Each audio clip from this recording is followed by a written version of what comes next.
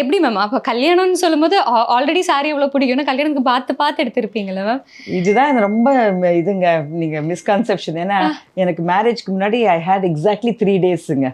அது வரைக்கும் நான் ஷூட்டிங் பண்ணிட்டு இருந்தேன். எனக்கு வந்து என்ன போய் எடுத்தாங்க, எனக்கு ஒரு நைட்டு வந்து ஷூட்டிங் முடிஞ்சதுக்கப்புறம் ஒரு 10 மணிக்கு மேலே வர சொல்லி கேட்டாங்க. ஸோ எல்லோரும் போய் அந்நேரத்துக்கு தான் சாரீஸ் எடுத்தோம். ஸோ அவங்க எல்லாம் செலக்ட் பண்ணி வச்சுருந்தாங்க. ஐ டோன்ட் நோ, நான் வந்து புதுசாக இருந்ததுனால, நர்வஸாக இருந்ததுனால நான் சாரி இது மாதிரிலாம் போய் வாங்கினதே கிடையாது. ஸோ எது கேட்டாலும் ஓகே ஓகேன்னு சொல்லி நான் வந்துட்டேன். நான் அப்புறம் தான் நான் ஆக்சுவலாக கல்யாணத்துக்கு போது தான் சாரீஸே பார்த்தேன். நான் ஜஸ்ட் ஓகே பண்ணி, ஆமாம் இப்போ இருக்கிற இதெல்லாம் பார்த்தா they even select the colours, எனக்கு இந்த மாதிரி பேட்டர்ன் வேணும் அதெல்லாம் பண்ணுறாங்க. எனக்குலாம் எதுக்குமே டைம் இல்லை. நான் வந்து லாஸ்ட் மினிட் வரைக்கும் ஷூட்டிங் பண்ணிட்டே இருந்ததுனால எனக்கு எதுக்குமே டைம் இல்லை. ஒரு பியூட்டி பார்லர் கூட போகிறதுக்கு டைம் இல்லைன்னா பார்த்தீங்களேன். அப்போ எப்படி உங்கள் மனசில் ஓகே நான் என்னோட கல்யாணத்துக்கு நான் இப்படி தான் காட்டுறேன் அப்படிலாம் இருந்தது இல்லையா? இல்லை, it was all so short and sudden. எனக்கு வந்து ரொம்ப டென்ஷன். ஏன்னா எம்ஜிஆர் நம்ம புரட்சி தலைவர் தான் வந்து பண்ண போகிறாங்க, சிவாஜி சார் வர போகிறாங்க, அதெல்லாம் இருக்கும்போது எனக்கு அதெல்லாம் கரெக்டாக நடக்கணுமேனு அந்த ஒரு பயத்திலே இருந்தது. ஸோ காஸ்டியூம்லலாம் அன்றைக்கி இன்ஃபேக்ட் கான்சன்ட்ரேஷனே போகல.